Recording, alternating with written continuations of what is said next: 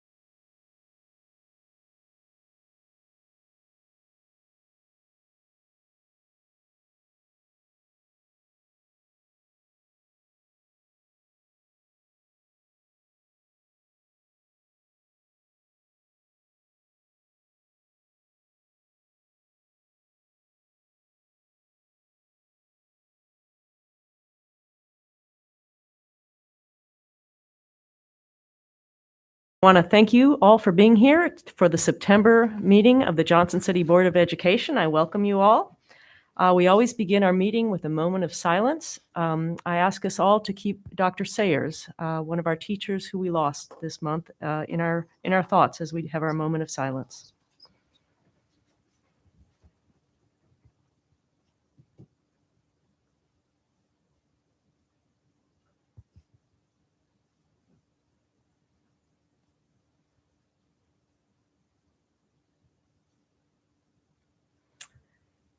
Thank you. Ms. McGill, our principal at Fairmont, is going to introduce our student who will lead us in the Pledge of Allegiance. I'm honored to have Kesnell Kopp with us. His mother's our PTA president, and he will tell you what to do. Stand up, salute, pledge. I Pledge allegiance to the flag of the United States of America and to the republic for which it stands, one nation, under God, indivisible, with liberty and justice for all. Thank you. You're amazing. Good job. I just want to thank you for your caring support board. And it means so much that you personally know about each school and care about us the way you do. And it's a sacrifice, I know, to keep up with everything. I want to introduce Ms. Kopp. Yeah, she's our PTA president. And in a lot of years, we wouldn't be having as much parent support as we had the last 2 years, but they never wavered and they remained strong and supported us with teacher grants just like every other year last year. So I think this is PTA membership drive month. Mm-hmm. So we're going to have an online auction starting on September 27th. Yes. For our fall festival, we're going to do an online auction to help support our students and our teachers and our staff. She's a bright ray of sunshine all the time, as are our parents. They're always so positive and cooperate and give us their full support. I just can't say enough about the community. And Fairmont's really the center of the community. And there's lots of support for each other at times when we all need it. So thank you. Thank you. And it's a cake of the month as part of the. Yes, and anybody can bid on Miss McGill's Cake of the Month. Oh, boy. It's not just limited to Fairmont. Okay. No. You get a And cake if you of- don't know, that is something you want to bid on. Yeah, you get a cake a month of your choice of flavors. You just got to give me a week's notice. It's therapy for me, so I enjoy doing it. It's a jungle out there is our artwork theme, and there are samples of every grade level by under the direction of Miss Lindsay Huff. And one of the things we found when our students returned is they were so glad to be there. And art and music were kind of therapy. They really poured themselves into those mediums and were thrilled with their products and seemed to really, it really seemed to help them for the past year and a half, help them in ways that they were showing us all of their pictures. I want to also introduce Dr. Aaron Wood. He's our fantastic assistant principal. And I'm going to talk a little bit about our summer school, because I know you didn't get to hear a lot about summer school. I'm just going to give you a brief overview. It was one of the biggest positives that we've had in a long, long time. And we combined with Town Acres, as we have always done. And our educators have always gone together for the past 2 decades, mainly because they can go on field trips for more reasonably when those were part of what they could do, and also the meals were easier to do for 2 places. It's a close. Their parents know their way around Fairmont, and Josh will tell you that we were thinking the students wouldn't enjoy the all day, but they loved it. They would go to some of their morning camps and come for the afternoon. So in the summer, there were 210 students, and it's held pretty steady. Many years ago, when we started combining and started, our summer school was all grades, and then we just had room for the K2 for a while because it got really big. And now having our own students, and we consider Town Acres a sister school. So one thing that I enjoyed was I was always trying to I got to really loving the kids, and I was like trying to convince them to stay. So Dr. Wood had to watch me, and Dr. Simmons, because I was like, here's a free T-shirt for Fairmont if you'll just tell your mom you want to keep coming here. So, and the teachers at Town Acres, we have great camaraderie. They've been at Fairmont every summer, some of them for a long time. There were other schools that were combined. The other one that did that was Woodland and Cherokee because of Woodland's construction. But one thing I know you'll want to know is that the mornings at Fairmont were the core subjects of reading and math, and then the afternoon they had science, music, art, tech lab, guidance library, RTI, and if they had an IEP, they were served diagnostically for their IEP. So that once it was organized, it really flowed wonderfully with lots of extra hands. As far as this year, we really got a lot of mileage out of summer school. One thing that was kind of funny, and Dr. Simmons will tell you, is a lot of the students for summer school were remote learners. So when they came back, I'd say, "Is that one of your students?" He'd say, "No." I was like, "Well, they don't look like anybody I've seen online," but they ended up being one of my remote kids. I was like, "I know all my kids. Where?"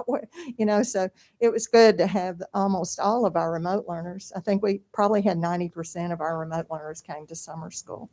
So that was a great thing because they got a little, transition back in.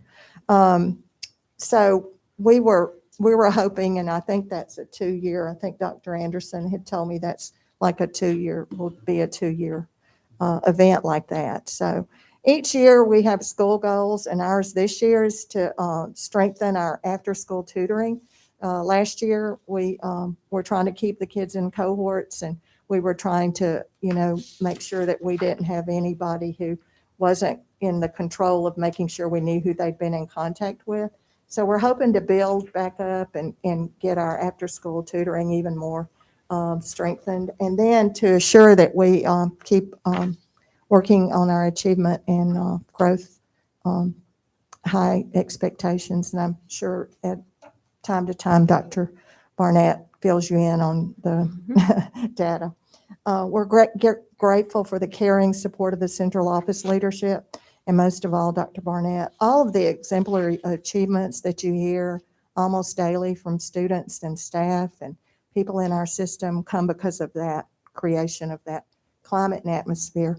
Now, I know if you're at the kickoff day that we kid each other, but we are a really close group of principals, and we would do anything for each other. And, we work together beautifully. We seek each other's counsel all the time. So it's a great place to be, and to thank you for letting me lead here. And I appreciate you. And want to say, I don't know if there's Officer Willis, who keeps us safe. Our whole community trusts, and the kids know him from all his wonderful supportive chats and some of the units he does in guidance. So we appreciate Officer Willis. We can't say enough about his support and his help. Thank you for all you do for us. Appreciate you. Thank you. Thank you. Oh, and if you do Jenna Hutchins, she went to Fairmont. Just saying. I saw her learn to read, but I didn't have anything to do with the running. Truth. Thank you, Ms. McGill, for that update from Fairmont Elementary. Now it's time for recognitions.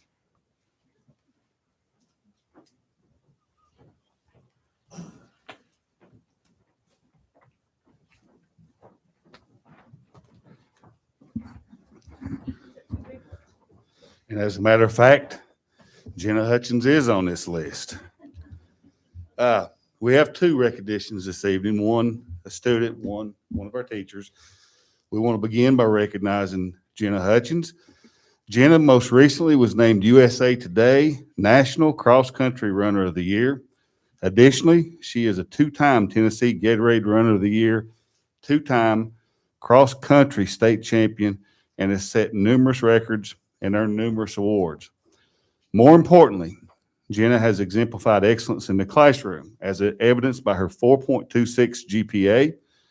Jenna has committed to run for 2021 and 5-time national champion BYU next year.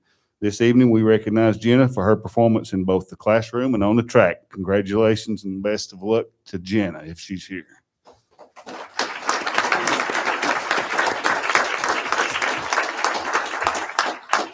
My guess is she's not here because she's probably running somewhere. We also want to recognize Morgan Rankin. Morgan teaches second grade at Southside Elementary and was recently selected as Tennessee Teacher of the Year by the Tennessee Department of Education. Congratulations, Morgan.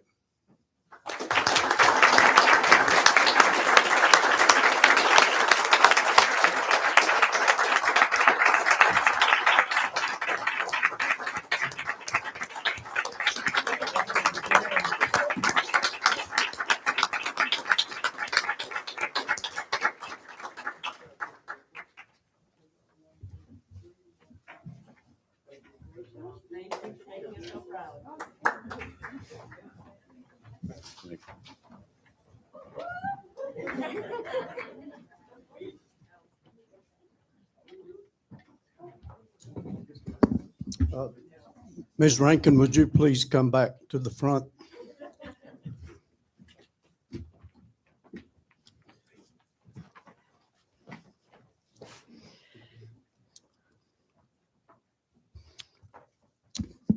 It's my pleasure to present you with a monetary award from Mr. Pete Paduch, Home Tech Industries. He tells me he has a little personal note in here for you. And he challenges other businesses in town to recognize you also. I'll let his note speak for him. He's been a big supporter of Johnson City Schools and teachers and all employees. So it's my honor to present you with the check. Maybe I get 10% for it. Okay, you have to come book copy with me, carry the file. Gotcha. So again, congratulations and great job. Thank you so much.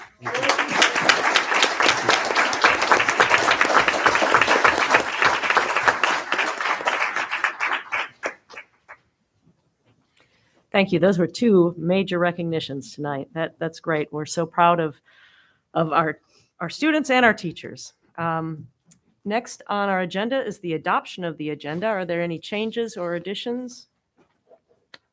Hearing none, is there a motion to approve? I'll motion to approve. Okay. Motion and a second.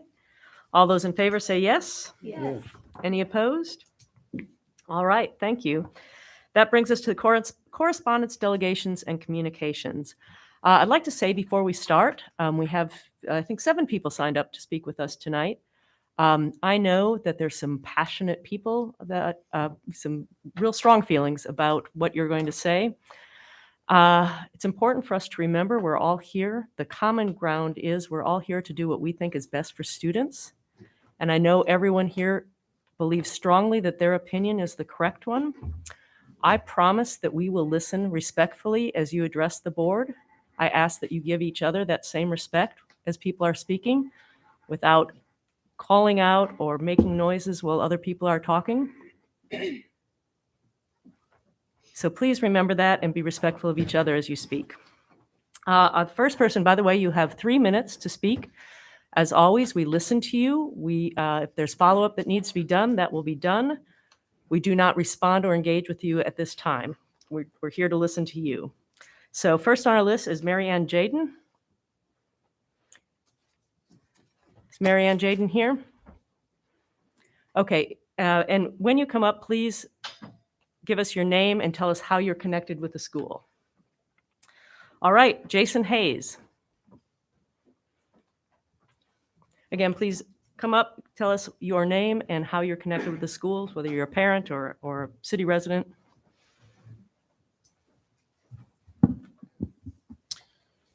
Thank you for allowing me to address the board. I'm Jason Hayes, and I'm a parent of a student. I'm a physician, and I'm here to present scientific information about COVID-19 and masks. According to the CDC's COVID-19 infection fatality ratio, children up to age 17 have a 99.998% survival rate. Adults younger than 50 have a 99.95% survival rate. 50 to 64-year-olds have a 99.4% survival rate. And people older than 65 have a 91% survival rate. 94% of people who died with COVID-19 had coexisting medical conditions that contributed to their deaths. Sweden was one of the few countries that kept their schools open in 2020 for children up to age 16. There were no masks, but social distancing was encouraged. And out of nearly 2 million children, only 15 were admitted to an ICU. Out of those, 0 died. This data was published in the prestigious New England Journal of Medicine. The CDC's updated recommendation to require vaccinated people to wear masks is based on one unpublished study that failed peer review. The CDC's updated recommendation, the CDC's mask mandate study was debunked by an epidemiologist and 3 other doctors. According to the CDC's May 2020 review, of 14 randomized controlled trials, face masks had no substantial effect on transmission of influenza. Influenza studies are relevant to COVID as influenza and SARS-CoV-2 are both respiratory viruses. According to the World Health Organization's 2019 review of 10 randomized controlled trials, face masks had no substantial effect on transmission of influenza. According to a Danish randomized controlled trial published in the Annals of Internal Medicine, March 2021, the recommendation to wear surgical masks did not significantly reduce the COVID infection rate among those who wore masks. According to an email Dr. Fauci wrote in February 2020, quote, "Masks are really for infected people to prevent them from spreading an infection to people who are not infected, rather than protecting uninfected people from acquiring infection. The typical mask you buy in a drugstore is not really effective at keeping out the virus, which is small enough to pass through the material." Data in 12 graphs show that masks did nothing to stop COVID in countries around the world. In 2020, after 3 months of requiring masks, UK had 1,500% increase in cases, despite having one of the highest mask compliance records in Europe. Texas had a statewide mask mandate, yet they had a higher case rate than Georgia, which had no statewide mask mandate. The preponderance of evidence shows that masks don't reduce transmission of viruses. My email to all of you includes references to everything I presented. Please consider this information and base your policies on science rather than unsupported dogma. Thank you.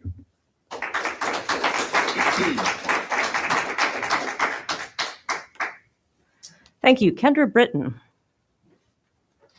Is Kendra here? Joe Crabtree.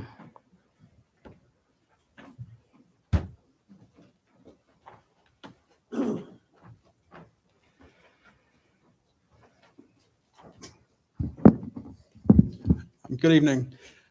Let me take this off. My name is Joe Crabtree. I proudly teach 7th grade social studies at Liberty Bell Middle School here in Johnson City.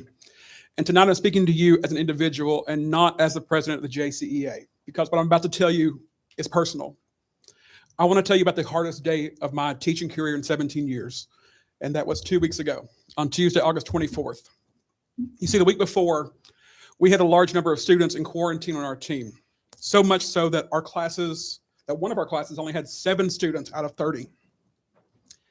And we were averaging about 35 students absent a day for the first 2 weeks of school.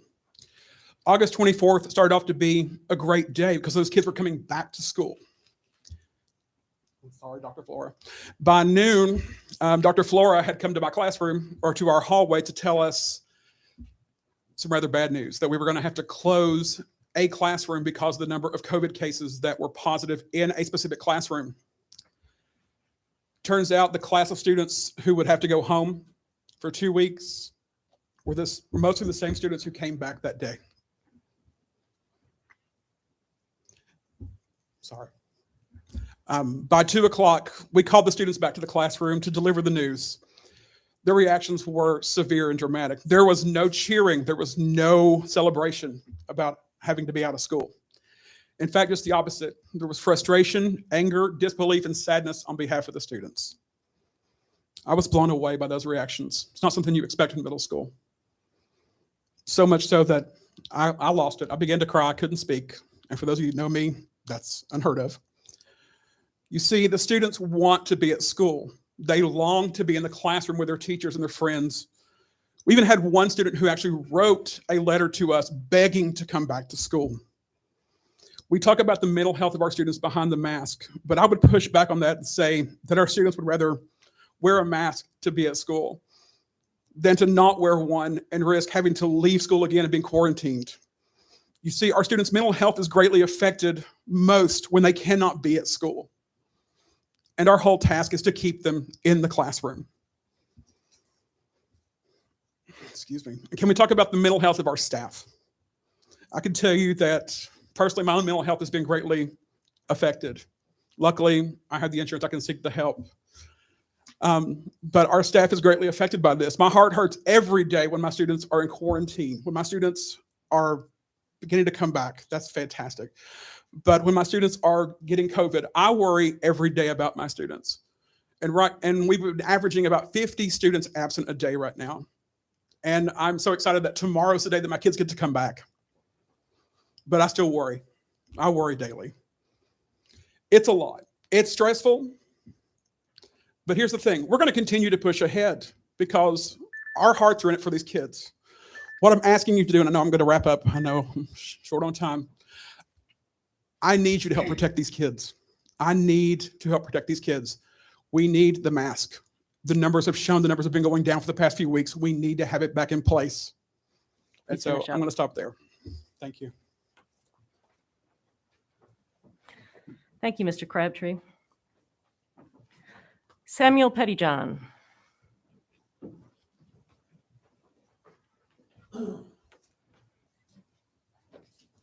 Hello, my name is Sam Pettyjohn. I have a daughter who's in kindergarten at Southside Elementary School, and I'm also a concerned city resident with a background in infectious disease and public health policy. First, I want to take this opportunity to thank you and publicly acknowledge the excellent work you've been doing in a very difficult situation. I feel like you've actually gotten some thanks tonight, but I feel like people don't thank the school board enough for what they're doing. So thank you so much. You've participated firsthand in crafting public health policy and with the current mask requirements and the quarantine structure in your school. And as somebody with experience in this field, it's my opinion that so far, we as a school district are actually doing well as well as can be expected. People on both sides of the mask order debate are unhappy with the policy, either that it goes too far or not far enough. And I'm here to tell you, with my experience, that means you've crafted good health policy. However, the order with the written opt-out and the policy with written opt-out seems actually to have dramatically increased our mask wearing adherence without asking for full compliance. And I would argue this is the best case scenario based on our existing political climate. And since sides never probably will agree on this issue, I think we should probably look to examine the results of the past few weeks. While our rates of infection in our schools is higher than anybody would like, you and your staff so far have kept our schools open and our rates manageable compared to other areas in our region. In fact, so far, if there's been a dramatic upswing in cases in one school, it appears as though your actions have worked to contain exponential amounts of new cases in the following weeks, and you should be commended for that. To a degree, your policies and procedures around COVID-19 appear to be working. Please keep them in place, and please do all you can do to encourage COVID-19 vaccination among your staff, students, and families in our district to add increased protection to our students that cannot yet be vaccinated. In some places in the US, it looks as though we're starting to see the Delta variant peak, but unfortunately, we appear to be as much as 4 weeks behind this national curve. It seems as though this is the direct result to our lower vaccination rates among our general public. Data also seems to be indicating that areas in the US with higher vaccination rate among adults are also seeing significantly less cases among school-aged children and an earlier lower peak to both the number of hospitalizations among adults and pediatric patients. I'm asking you to please stay the course, but know that no data is currently indicating that this current situation with the Delta variant will last indefinitely. My suggestion is to reassess by the board in ongoing months to determine when infections are finally waning significantly in our schools. And as always, I'm happy to assist you with any of this that I can. Thank you. Thank you. Danielle Goodrich.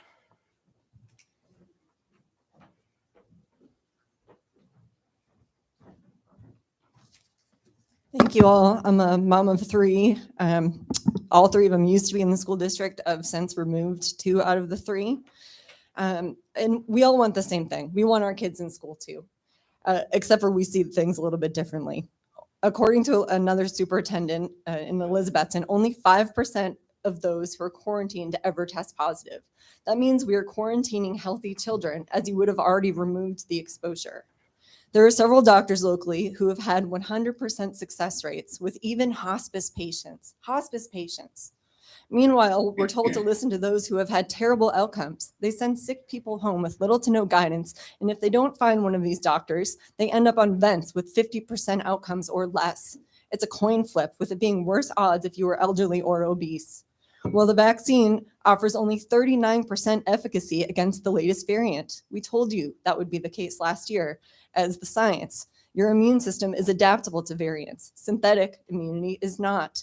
Yet the health department says vaccine immunity is okay to opt out of quarantine, yet natural isn't. And they've acknowledged that there's harms in quarantine. 2 of the kids who are hospitalized here were actually suicides that just happened to test positive. That is what we are seeing from quarantining healthy children unnecessarily. We now know that the data shows that natural is 13 times better protection from a study that followed over 150,000 people, and there's been 15 such studies. 27 times more likely to be symptomatic if you've had the shot instead of natural immunity. 8 times more likely to die, 40% waning immunity, with natural providing 90 to 95% protection against reinfection. We have children in this school district who have positive antibody tests and negative COVID tests not allowed to go back to school. That's harmful, and that doesn't make sense. And when we reached out to the health department for supporting evidence as to why that policy is the way it is, they couldn't give us any. They couldn't give us a good reason. It's not backed by the data. I'm asking you to please let these kids with positive antibody tests and negative tests back to school. They give the reason as uncertainty, yet they don't know if the vaccine has taken. There's 2 different types of failure with a vaccine: primary failure, when it never takes in a subset of the population, and secondary failure, when it wanes. And that's varying in intervals in every person, as we're all genetically unique. So natural immunity is more certain. We should allow that as opt-out as well, especially since we've acknowledged that it's harmful. These disruptions are harmful. And we know that, the policies are horrible and the philosophies are too. 78% of people hospitalized are obese. The children with poor outcomes are obese. If public health had concentrated on that, just that one factor alone, they could have made a huge difference. Yet instead, childhood obesity increased 10%. The other children who weren't the ones that were in the hospital for suicides were obese children. There's something better we could be doing for these kids besides masking the issue. Yet rather than teach personal responsibility, we teach codependency. Your health is dependent on your neighbor. If they don't wear a mask, they make you unhealthy. That's what's leading to the shaming environment. Please wrap your comments up. We've had 2 cases where teachers have segregated and shamed their students. Mask, no mask, and shamed the ones who aren't wearing it. Maybe they had natural immunity and they had a reason not to be wearing it, like my whole family. There's some better policies, and I think it's time that we need to start taking a look at other policies outside of what the health department is telling us, especially when they can't back those policies. Thank you.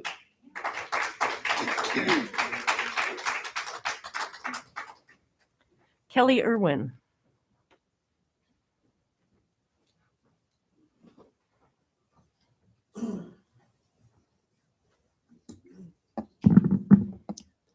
Thank you for allowing me to speak.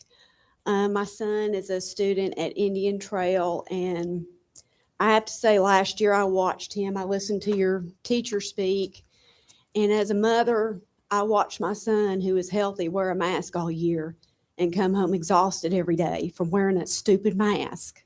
And that's a hard thing to watch. He's an active kid, and he was more depressed over that stuff too.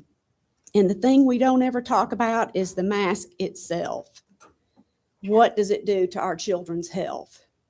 My husband is an environmental health and safety professional, and he used to work for OSHA for 8 years.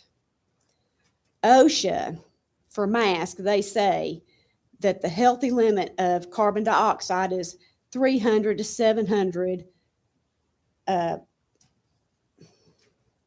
parts per million. That's what's normal. These masks, that's not what it is. The N95 mask is 8,946 parts per million on these kids' faces. The surgical mask that people have on in here, that's 8,934 parts per million that kids are breathing in. The face shield is the best one. It's 1,541 parts per million. And a bandana is 9,557 parts per million. OSHA, for adult employees, their max over an 8-hour period is 5,000 parts per million. So you can't tell me that putting these masks on our kids is healthy. And I've seen a difference in my son. And compared to last year, since he's attended school without a mask, he has done a lot better. His midterms were really good. And it breaks my heart to sit here and think that if y'all don't give these kids an opt-out or not mandate these things, excuse me. The other thing that I want to talk about is about the mask is that I watched a viral immunologist. His name is Byron Bridle. His video is on YouTube. And he talks about the fact that COVID is transmitted by aerosols when you cough and you sneeze. And those largest droplets are 60 microns in size. These low-cost masks, the pore sizes in them range from 80 to 500 microns. So therefore, when people cough and sneeze or whatever, breathe in them, the germs are going to pass through. They do no good. They do zero good. In my opinion, parents should have the choice for their children. Nobody should have a right above me to make decisions about my son or my husband. That's not right. And if I'm for choice, if people want to wear them all day long. If you want your children to wear them, that is totally your business. But please don't mandate to me what's best for my son, because I know it's not best for him. Please wrap up your comments. Well, and to me, the only fair thing to do is to allow for parent choice. Thank you.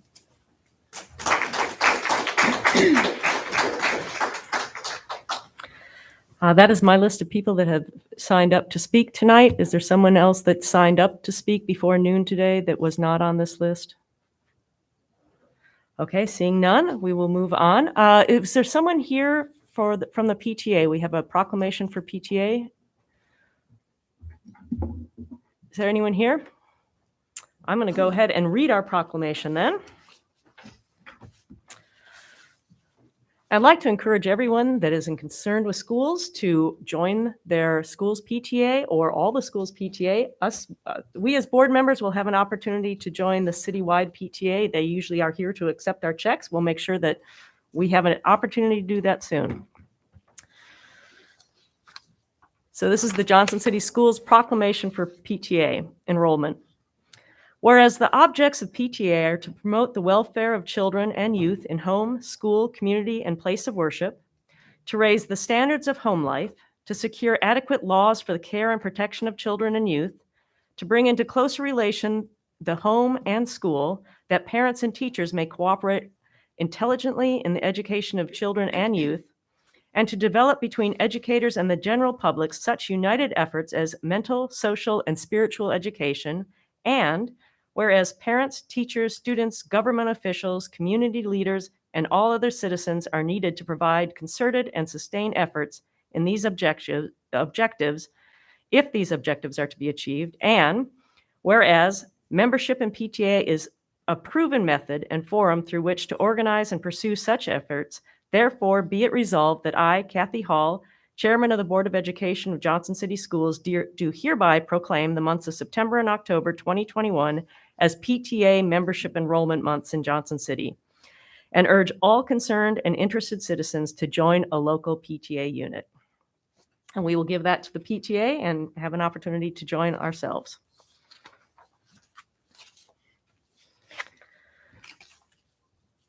That brings us to reports from the superintendent and staff. Thank you. Our first report is a building projects update. Mr. Trivett, thank you for being here. You have an update in your packet, but also Mr. Trivett is here in case you have any kind of questions about the update as well. Thank you for allowing me this time to give you an update on all the construction projects that's going on in the schools. In your packet, you had this list, so I'll kind of go down the list and just hit the high points. Indian Trail Intermediate School, that project is substantially complete. We've got all of our certificate of occupancies. The school system is using those classrooms that have been renovated and also using the storage facility. There is a couple of little punch list items that are remaining that I made you aware of in the report. One is the front doors to the office. We got the wrong ones in. They had to send them back. So there's a little bit of lead time getting those back to get those corrected, but it'll just be a matter of swapping out the doors when the new ones come in. And also a humidity sensor in the building, fresh air return. And they have worked with Train, and they have that installed, and that should be operational now. And I think Mr. Barnes has control over that to be able to see any alarms or anything that's going on with the humidity. I don't know if any of you have driven by that school and looked at that addition, but it was a perfect fit in the back. It blends in, and you can't even tell it's an addition. In reality, it looks like it's always been there. So it was a huge benefit and a huge plus, gaining about 5,600 square feet in storage space in the back. So it's a very nice project, and I'm kind of glad it's finishing up because of all the other projects that we've got going on. Southside Elementary School construction is complete. Students are using a couple of the classrooms already. The contractor's working off a punch list. I have a meeting scheduled this coming week on Friday to review the punch list items that are corrected. So that project is already turned over to the school to be used. Contractors doing things like striping the parking lot. That's coming up. Getting the key sets and the master keys and things to the principals. There's a couple of items on it that need to be completed as well that were delayed. The biggest one being, and I wanted to make sure and keep you guys informed about this, but the fire marshal, did you say when we was up here we could kind of take this down? Or? You may. Thank you. It's easier to talk this way. But the fire marshal required us to synchronize all of the strobes with the existing and the new. And that's a pretty big project to have to do, but the city contracted directly with BST to go in, and the fire marshal was only requiring us to do the second floor where the addition was at. But because of trying to get this upgraded to a newer model, and as old as the system is, I asked BST to give me a price on doing the entire school, first and second floor. And so the price came in that was acceptable, that I had contingency money left in the project. So we've already signed a contract and given them a PO to do that, to upgrade that system. And so they'll be tying all of the corridor strobes and the flashing lights and the sound horns that are in the hallways into the new fire alarm system. So that they all sync. And I don't know if y'all understand what that is, but as those things flash, they have to flash together. They can't flash offset because it has an impact on people. So that's a requirement that's been put in the code since that school was built. So we have a lot of schools that doesn't apply. But on the new schools that we're working on the construction now, we're making sure that all that's implemented up front, so we don't have to come back in at the end and try to update that. One sentence I want to point out in that, because I didn't want to scare you all when I said we're taking down the fire alarm system and redoing all this, is the one system I even underlined it. The current fire alarm system is working safely and correctly. So the current system's working, and when they switch this over, it'll be a smooth transition that'll switch over without any downtime on the fire alarm system. So once that's finished, that school will be 100% complete. Contractor will be out of there with his punch list. They were able to replace the fire alarm control box with one too, weren't they? They have two boxes there to one box, right? Well, they have two boxes, the old system and then the new system, and we're tying all this into the new system. The only thing that will be left tied into the old system will be the duct detectors, because we didn't upgrade that HVAC. Okay. So the old duct detectors will still be in there. Now at Woodland and Lake Ridge, we're already changing those out. So we're going to tie those into a newer system and make sure they sync. So for example, Lake Ridge, we've been in communication this week already talking about that project. with the fire alarm system, so that we're getting prices right now to upgrade all the corridors and the classrooms into the new system. And the duct detectors are already in the scope of work as it is. So we'll eliminate the old box at Lake Ridge and put it in a new box if the price comes in reasonable. Okay, thanks. Okay. Woodland Elementary, I put some pictures in your packet of Woodland. I thought that you guys would like to see the construction with the masonry walls going up. They were to start putting in bar joists and roof decking today. The weather's been cooperating very well with that project. Just to give you a little bit of the timeline on that project, they're to have all 8 classrooms finished and ready for use by the end of December, so that when the kids come back off of winter break, they can move into that. And Dr. Reach and I have been talking about how this schedule will work, because everything's got to rely on each thing being done in order to get it to accomplish. And so when they come back off of winter break, she'll have a wing of students in the existing school that'll move into the new wings and free up another wing inside that we can go in then and start tearing out the old duct and upgrading the HVAC system. Once that wing's finished, we'll move another wing into that wing and do that wing. So it'll kind of circle its way around until August of 2022, when we finalize everything and do the final connections. Any questions on that? So you can see we're on a really tight timeline trying to get the classroom addition done by December. We're in September right now. So we meet every 2 weeks. When we get closer to that time, probably in October, we're talking about meeting every week, just to keep the contractor on track and keep the subcontractors on track, because that's an important milestone for us to hit. Lake Ridge Elementary, we just awarded that contract to Preston Construction Company. They've mobilized, they've got their trailer up, they've got all their fencing in, they've actually started doing some grading where the new site's going to be and where a retaining wall is going to be along the back. There's a lot of exterior grading that needs to take place, the way we're revamping that outside area outside of the new construction, but it is a 2-story addition. So there'll be 4 new classrooms on the first floor, 4 new classrooms on the second floor, with a walkway that comes off of the second floor that goes across to that upper playground, so that they won't have to go all the way around the road. If you have someone with ADA needs that can't climb the stairs, they'll be able to come out the second floor using the elevator inside the school, and go directly onto that playground. I believe tonight on your agenda, you have a line item approving some playground equipment. That's where that playground equipment is going to go, on that upper level, so that it'll be geared toward older kids anyway, 4th and 5th graders that will eventually be coming back to Lake Ridge. That school is getting a complete HVAC upgrade as well.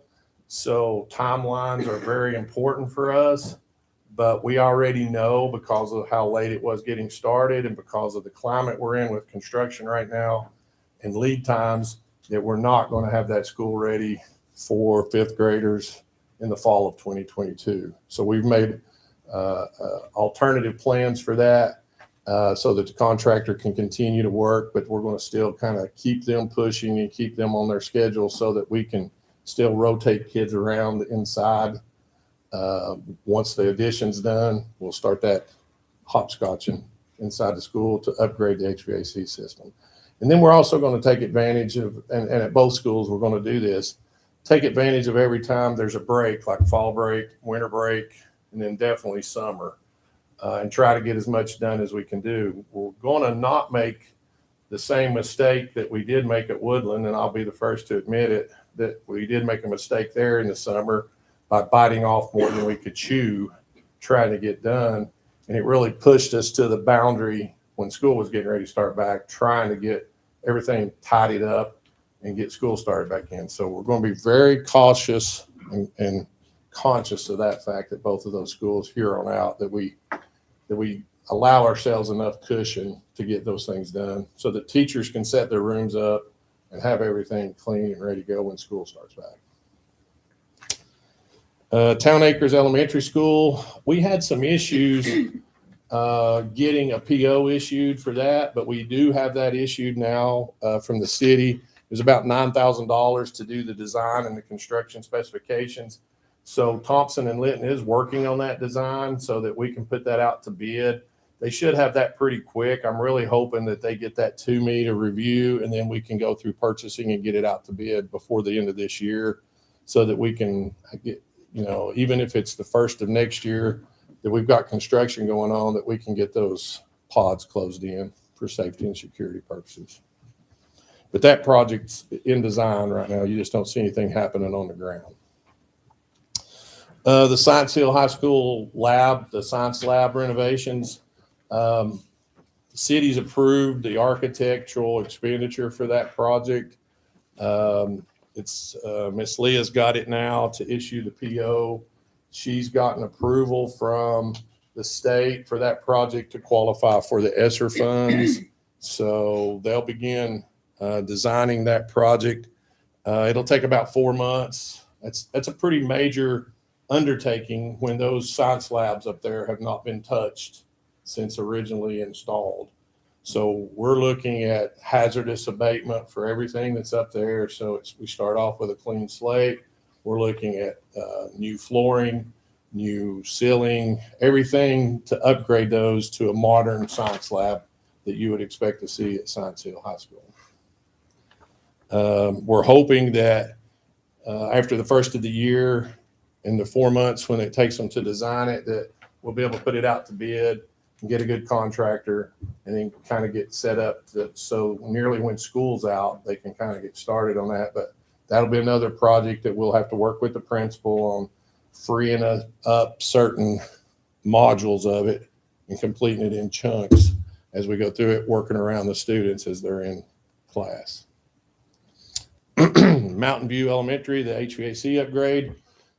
Thompson Linton and Henry Welch are working on that. They've been emailing Joe a few times today. I saw some emails coming across today with some questions. So they're still gathering all their information to make sure we get a good quality system put in there. So they're working on giving us a proposal for what the design services will be. We're still waiting for approval for that project too, because that's ESSER 3. So there's a little bit of weight on that, right? So that's why we're not in a big rush. I want them to take their time and thoroughly look at it, because that roof is a sloped roof where all these other schools that we're upgrading, we've got flat roofs that we can put units on the roof. So we're having to figure out unique ways to do Mountain View that meets all the code requirements, fresh air requirements, without putting anything on that sloped roof. That's all I've got. If you got any questions. I don't see any. Thank you. Thank you all. Appreciate it. Appreciate the information. You're very welcome. Thanks for always showing up for our meetings. Yeah, I was a little late tonight. I apologize. You're fine. I was looking for you. Thank you. That's all right. Next report is our attendance and enrollment report. It's in your packet. Do you have any questions? Ms. Pierce is here.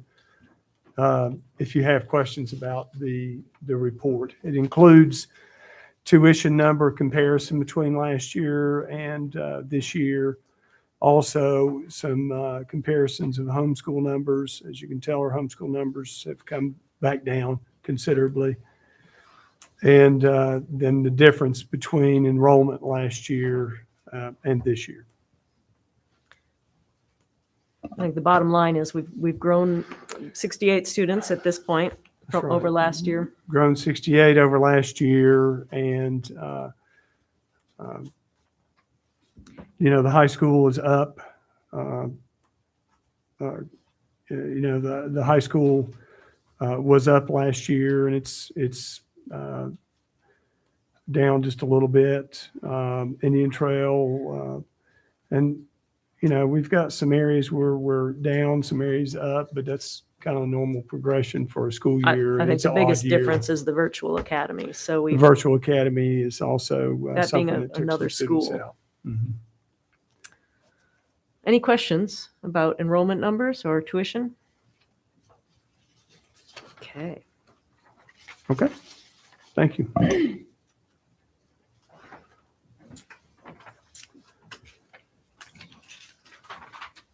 Next report's the financial report from Lehigh Valley.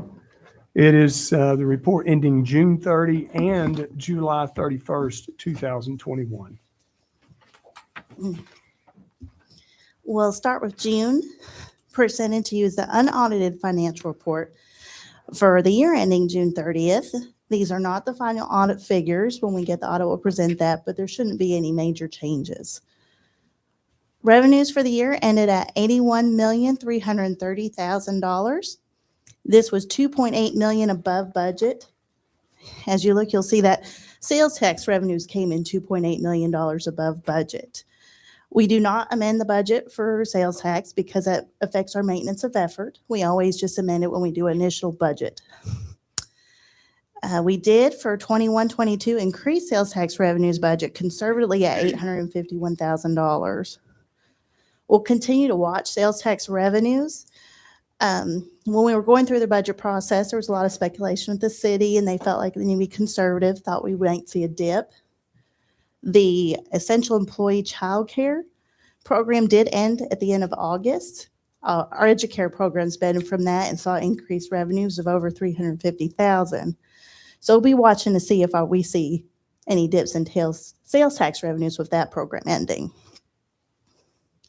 Expenditures came in for the year, almost $1.4 million under budget. Savings came from health insurance coming under what we had projected. The last quarter, we didn't have to transfer as much as we had the previous quarters. Student transportation was down. Utilities and gas. We had outstanding purchase orders, and then savings in textbooks and capital outlay. As a result, revenues exceeded expenditures for the year by $1.9 million. This was $2.2 million more than we had projected. We did project about a $300,000 loss. Primarily, this is due to sales tax. Even with our projections, we ended up coming in $1.5 million above what we had projected. And a lot of that is the delay we see of sales tax. We get it 3 months after those revenues occur. So it's kind of hard to anticipate before year end how much of that growth. But for the year, we saw over 13% increase in sales tax revenues from the previous year. Can I just stop you there for Yeah. a second because I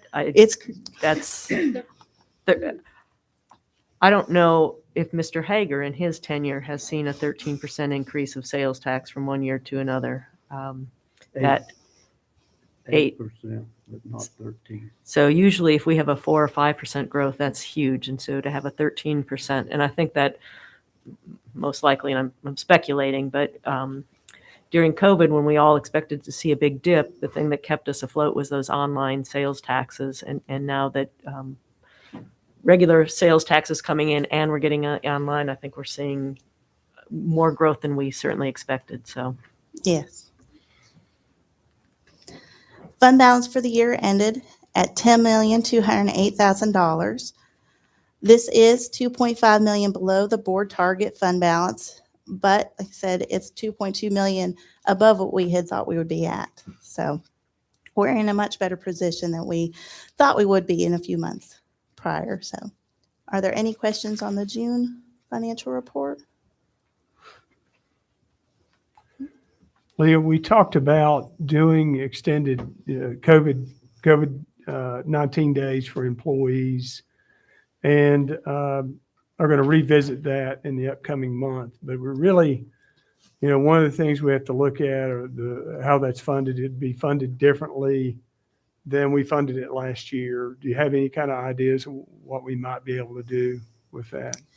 Well, last year we had the Families First Corona Response Act, Relief Act, FFCRA, that was passed. It was effective through December. Mm-hmm. And that did give you a tax break on the Social Security tax. And I think we got credited back $15,000 Social Security taxes from that program.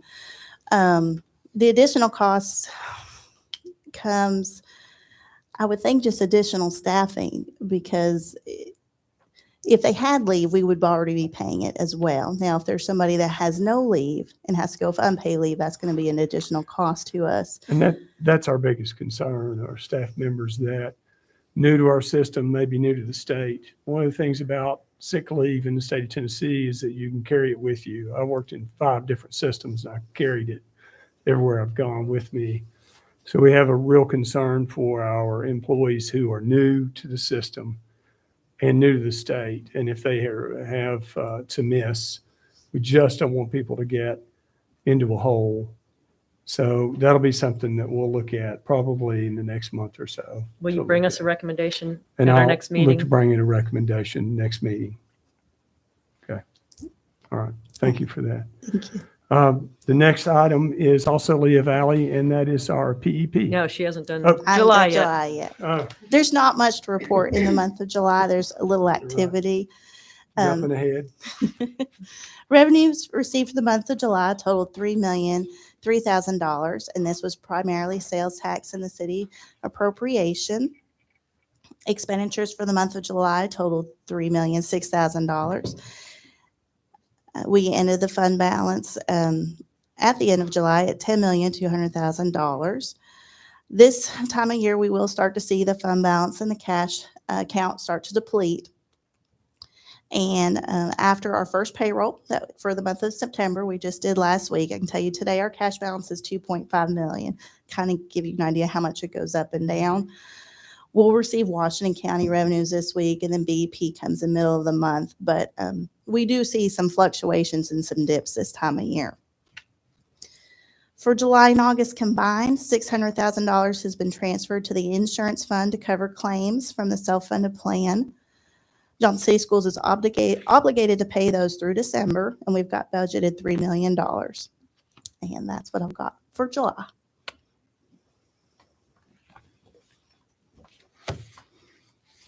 Oh, This that's a, requires a yeah. motion. those are both action items. I will motion to accept those financial reports. Okay, I will second. all right. Any other discussion? All those in favor say yes. Yes. Any opposed? Thank you. Thank you. And now we have update on sales tax, PEP portion of that. Sales tax deposits for July consisted of $242,000 from the city and $152,000 from the school system. The account had a balance at the end of July of $5,571,000. And then I also include with your reports the budget the city has for 21-22 and the debt service for that debt that was outstanding as of June 30th. Any questions? Okay, the final report from staff is the internal school fund audit contract for 21-22. And that's not a report, it's just the contract has to be approved before September 30th. It needs to be in place, and that's for the audit of this upcoming year. And that is in your packet. Ms. Rod for Moss. Were there any questions or concerns about that contract? I'll motion to accept it. I'll second. Okay, there's a motion and a second. Any discussion on the contract? And we do those in 5-year increments. Yep. All right, all those in favor say yes. Yes. Any opposed? Thank you. Thank you. Thank you. That brings us to unfinished business. We said at our called meeting that we would consider an extension of the current mask requirement at this meeting if we deem that necessary. Dr. Burnett, were you going to have Dr. Wallace give us some information? I think it'd be good to have an update on current cases and also quarantines and kind of the process that we've gone through this year to get where we are today. One of the things we knew after the first week, after putting protocols in place, that we were going to have to do some catching up on quarantining and also identifying cases in our schools. You have a paper in your packet that shows you the current number of quarantines, also number of cases. I would recommend that we go ahead and begin now that our nurses have gotten in a position where they're caught up, that we start putting our quarantines on the website along with our active cases. It's a better picture now that we're in that position where we're caught up. But Dr. Wallace is here to give you some information about this, and we're ready to answer questions about it as well. So I think I'll start with Indian Trail, since that was a school that we talked quite a bit about at the beginning. I think everybody on the board knows that at one point throughout the last several weeks, we've quarantined 6 total teams there, right? That's not hallways, that's teams, because you can have 2 teams on a hallway. I think almost every one of the hallways have 2 teams on them. Just to give a point of reference, we have had 122 positives at Indian Trail. 80 of those were on those teams. So 65% of the positives at Indian Trail were on those individual teams. So Now, people out there can't see the graph we have. Right now, we have how many at Indian Trail? the current number at Indian Trail is 19 positive cases, 1 positive teacher. So, one of the, and I get people get frustrated when you see a bigger group of number. We get frustrated. I know that's probably the thing that has Dr. Barnett drop his head the fastest when we have these conversations. But that was something that allowed us to make sure that we got on top of it. And initially, those nurses were working very hard. They worked the weekends, they worked the evenings to try to make sure that they were able to contact trace all those families. But we're cautiously optimistic that those numbers have turned dramatically. All of those teams are back currently in the building. I think it'd probably be a good idea to give people an idea of what it looks like to contact trace, because every system doesn't contact trace the same way. That's correct. We have, well, you go ahead. So, yeah, one of the things that we did last year, and we felt like we did a very good job at it, because you have an option, right? You can cede that completely to the regional health department. We understood that when we did that, certainly last year, one of the things that would happen you would kind of have people come in with just one big swoop. They would typically come in, and we've seen this in other systems, and because they didn't have the direct knowledge that our folks had, they wouldn't pull apart the classrooms, look at how there was some crossover and things like that. So there's a much greater likelihood that we were going to send larger groups of kids home. We've seen that in neighboring systems, right? Where they just said, oh, we got to send everybody home. We can't confidently trace that student. So one of the things our nurses have done in coordination with our administrators, who have been awesome, they've worked very specifically to look at those seating charts, pull those seating charts about, look at where there's true crossover, whether it's in a related arts, not a related arts, talk to coaches when coaches are available, if it's an athletic event. We've even looked at film. We've looked at lunch periods and things like that. So our goal, like everybody's goal, regardless of where they've fallen on this issue, is try to keep as many students in school as possible. I've heard some people say, well, you're just taking the word of a student. It's not always that. Some people will say, well, I talked to the students that's positive, and my student wasn't close to that student. They don't always know who the student was positive. Obviously, we have to protect that information. And in fact, a lot of the times when somebody will say, so-and-so told me they're the positive case, they're not even the person that we're necessarily tracing. So there's a lot of factors that go into it. I would be dishonest if I stood up here and said it's a perfect process. It is not a perfect process. I will say that our nurses work incredibly hard to do it right and not to send home one more student than we have to. And I also say there's been a couple occasions, I can think of 2 off my top of my head, where we missed it, and a parent would give us additional information. We don't care to own that and say, you're right, this is a child that should be in school based on the criteria that we have. So it is a pretty extensive process. Obviously, depending on the school, elementaries are easier than, the high school, certainly, because you've got students going in a lot of different directions. So that's it in a nutshell. Our whole goal from the very beginning when it came to contact tracing was to put it in our hands, not in somebody else's hands, to try to make sure that we made the right decisions based on those individual students. And for those that can't see this graph in front of us right now, we have 101 positive cases. That's as low as I've seen it since, well, certainly since we Since started. that first week. Yeah, since that first. Since Yeah, we started the 101 positive cases. We currently have 315 students in quarantine. And, for perspective, at Science Hill, you have 30 positives. You have 30 students in quarantine. So it's 1-to-1. It's not always going to be that way. It's really hard at a school that size, the job that they do, and families have been really good about contacting us when they have a positive case and getting it started so that we can really do everything we can to keep students and staff in school safely and to keep our schools open, because we know that that's where our students need to be. Yeah, and Ms. Hall, I would add to that one, just to follow up on Joe's point. One of the things that we try to balance is at what point do we make a decision that's a bigger decision, and how long do we carry on when we think, well, maybe we should close this class. So each way has its benefits, each way has its negatives. I mean, there is certainly a concern of if you send 120 students home for 12 kids, and maybe 5 of those students turn positive, and that's a smaller percentage, then you do have a percentage of kids that are home that never turn positive. On the other hand, when you make a decision just to look individually at a class and try to pull them out one at a time, what happens sometimes in those cases is you get multiple quarantines for people back to back. And for me, that's maybe the most frustrating thing that I hear from parents who by and large have been incredibly gracious, even when they disagree.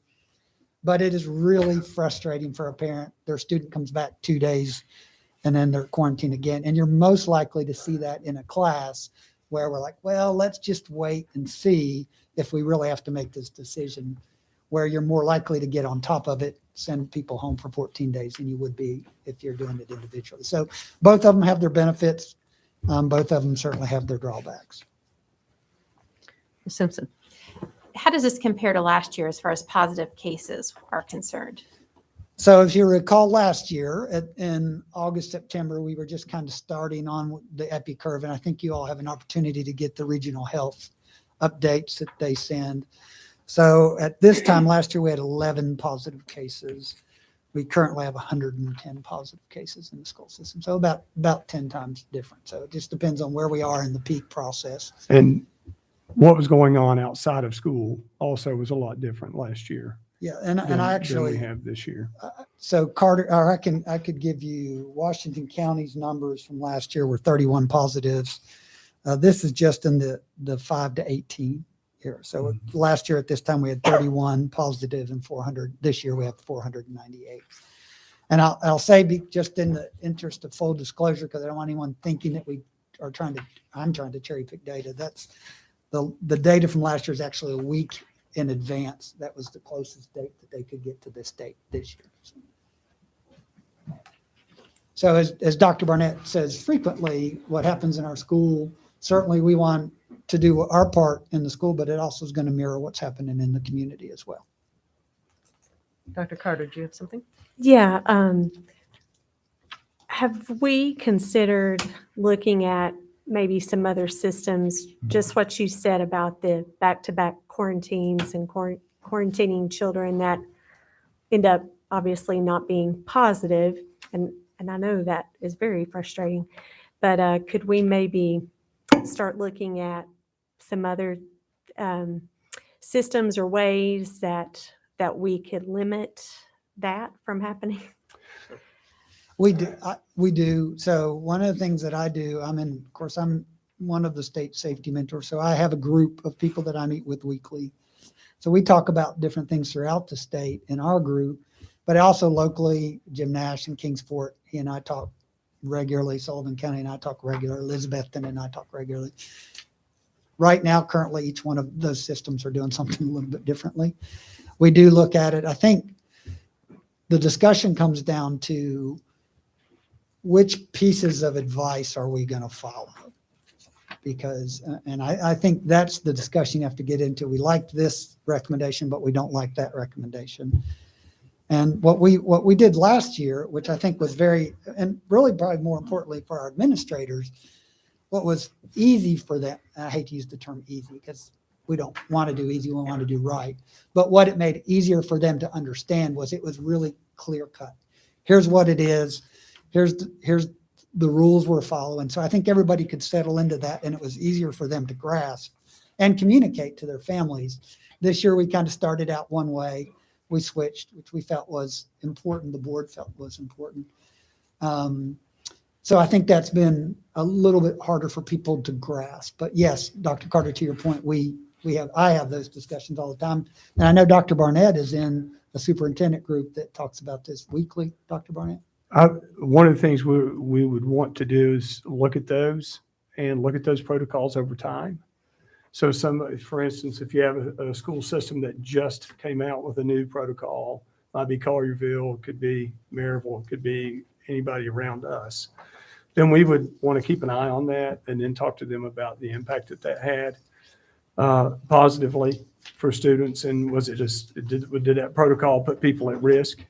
Or was it something that, it really worked well for them and that we could replicate? So we'll definitely want to look at those at protocols and adjust if it's something we can do to keep students in school and staff in school safely. Yeah, absolutely. Are we tracking the positives, like the quarantines that end up being positive? So Dr. Carter, I could certainly pull that number.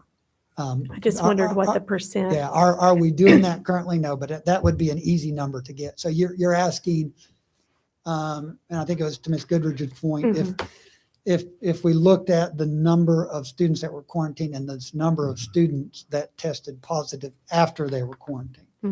Right.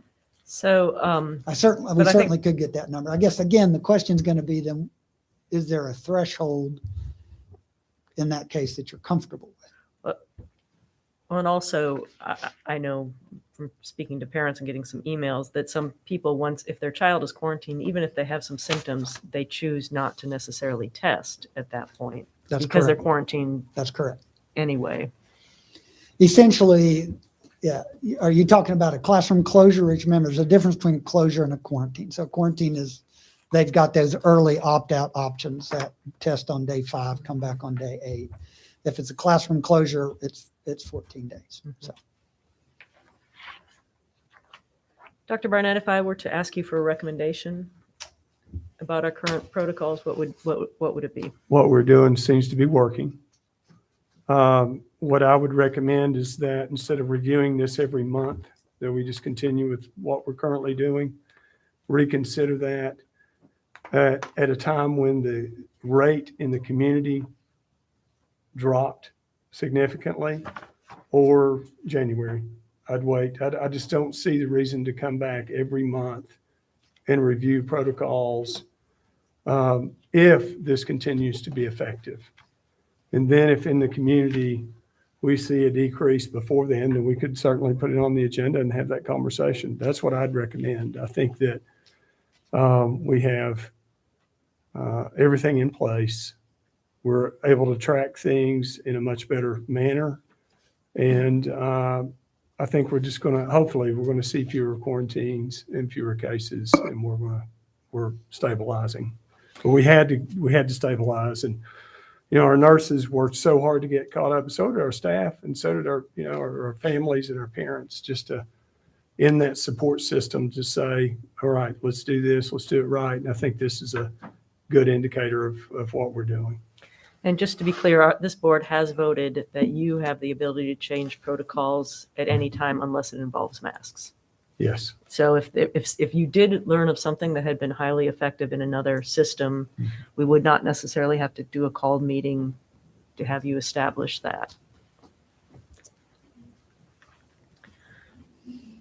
Any other discussion or questions? Need a motion? I motion that we continue our protocols as Dr. Barnett suggested, including the masks until January, unless there's some significant change brought up from the community. Okay. There's a motion. Is there a second to that motion? I'll second that motion. Okay. It's a motion and a second. Discussion. That's keeping, I'm assuming, Beth, everything in place, just the parent opt out and everything. Okay, just as is. Yes. Ms. Hall, could I ask for clarification? Certainly. And I don't know if this is the appropriate place discussion. She said significant change. Do we want to define significant? Do we need to define what significant change is? Is that something that you? Well, so one of the abilities the parents have, if parents feel more comfortable with what's happening in the community, they can always choose to opt out at a later date. So perhaps up to you if you want to remove that part from your motion. Remove that part. The significant change. So until January, and I think we all know that this is a fluid thing. We've all remained very flexible. So if there is some major change, we can come together again and discuss. And I just point out, last year, if you'll recall, after Christmas, we were hearing some pretty dire predictions. And we made a decision early on about those dire predictions. They didn't come to fruition. Dr. Barnett at that time said, enough's enough. It looks as if our numbers are improving. So certainly at the high school, we continued at the hybrid, but I think at Indian Trail, we shortened that amount of time based on the actual numbers rather than the predictions. You use the word hybrid, and I think so. One of the questions I get a lot is, why can't we just go remote or hybrid for a little bit? And to be very clear, the state has taken away that option for us. There That's is now an option, and we have closed some classrooms and hallways, but there's an option to get a waiver to do a 7-day closure in an emergency situation. But that's really our only option. So we do not have the option to do, say, hybrid at the high school at this point. That's correct. All right, any other discussion on the motion? All right, we're going to call the roll, and we decided, I'm sorry, you may not be ready for this time. We decided to change up who goes first on our roll call. And since Robert Williams is not here, I'll start with Michelle Treese. Okay. Ms. Michelle Treese? Yes. Yes. Dr. Ginger Carter? Yes. Mr. Herb Greenland? Yes. Mr. Tom Hager? Yes. Ms. Kathy Hall? Yes. Ms. Beth Simpson? Yes. All right, thank you very much. That brings us to the consent agenda. Are there any items that someone wishes to pull? Thank you, Dr. Wallace. I'm sorry, I didn't mean to. Any items that anyone wishes to pull? All right, is there a motion to approve the consent agenda? A motion to approve? Okay, A second. all right. All those in favor say yes? Yes. Yes. Any opposed? We have no recommendations for the superintendent for action unless you want to throw one in there, Dr. Barnett? I'll pass. Okay. No new business. That brings us to information items and committee reports, which is the time our wonderful staff can be on their way unless they choose to stay. Thank you, everyone, for your time.